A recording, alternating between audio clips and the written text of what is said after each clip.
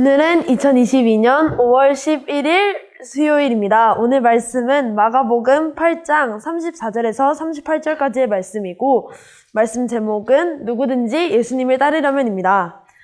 여러분, 우리는 누구인가요? 우리는 바로 예수님의 제자들입니다. 예수님의 제자라면 우리는 어떻게 살아야 될까요? 바로 예수님을 따르면서 살아가야 합니다.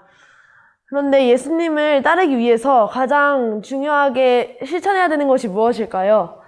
그건 바로 나 자신을 버리는 것입니다. 오늘 말씀에서 예수님께서는 예수님을 따르기 위해서 자기 십자가를 지고 예수님을 따르라고 말씀을 하셨습니다. 이 말씀은 곧 예수님을 따르기 위해서 나 자신을 버리라고 하신 말씀인 것입니다. 여러분, 내가 예수님과 함께 가려고 하는데, 예수님의 길을 걸어가려고 하는데, 내가 우선이 되어지고 예수님보다 우선이 되어지는 것이 있다면 그 길을 끝까지 걸어갈 수 있을까요?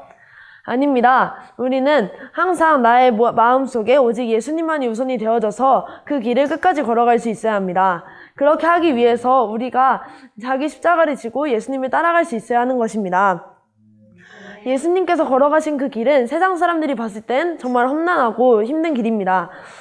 하지만 예수님을 진짜 사랑하고 예수님만을 바라보며 살아가는 사람들은, 예수님을 우선으로 하는 사람들은 그 길이 힘들지라도 예수님만을 바라보기 때문에 어떤 길이라도 상관없이 그냥 예수님만을 바라보며 그저 기쁘게 따라갈 수 있는 것입니다.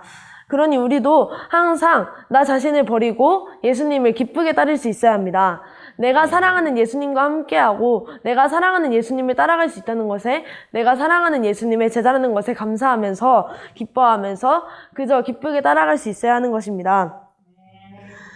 우리가 나를 죽이고 그리고 예수님만을 바라보며 살아간다면, 예수님의 길을 걸으며 살아간다면 우리는 세상의 기쁨보다 더 큰 기쁨을 누리며 살아갈 것입니다. 세상의 기쁨은 영원하지 않습니다.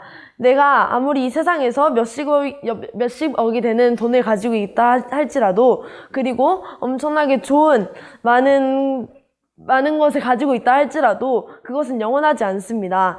그 이유는 내가 죽은 후에는 나를 따라오지 않기 때문입니다. 하지만 하나님 안에서 누리는 기쁨은 영원합니다. 하나님 안에서 누리는 기쁨은 내가 지금 살아가는 세상에서도 내 마음속에 평화와 기쁨이 넘치고, 그리고 죽은 이후에서도 천국에서 하나님과 함께 할 수 있는 그런 기쁨을 누릴 수 있습니다. 하지만 세상의 기쁨은 죽은 이후에 지옥에 가기 때문에 모두 영원하지 않습니다.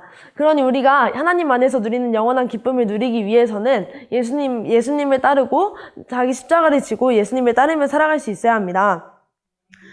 이런 기쁨을 누리기 위해서 우리는 나 자신을 죽이고 언제나 하나님 안에서 세상의 기쁨을 모두 버릴 수 있어야 합니다. 우리는 약 한 달 전에 부활절 예배를 드렸습니다. 부활절 예배를 드리면서 우리는 예수님과 연합하여서 내 자신을 죄에 대해서 죽고 우리 하나님 안에서 다시 사는 사람이 되겠노라 결단을 했습니다.